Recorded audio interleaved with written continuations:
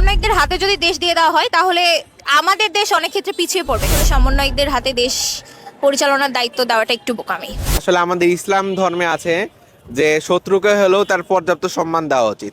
এখন মহানবী সাল্লাল্লাহু আলাইহি সাল্লাম যখন মক্কা বিজয় করেছিলেন তখন তার সাথে যে বিরূপ আচরণ করেছিল তাদেরকেও তিনি ক্ষমা করে দিয়েছিলেন কোনো ক্ষতি সাধন ছড়াই।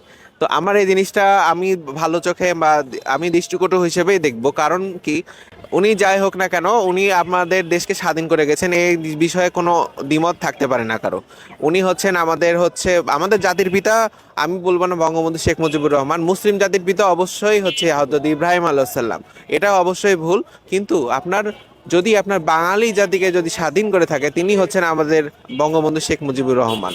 এটা সবাইকে বিশ্বাস করতে হবে, এটা বাংলাদেশের ইতিহাস থেকে কখনো মুছে ফেলা যাবে না।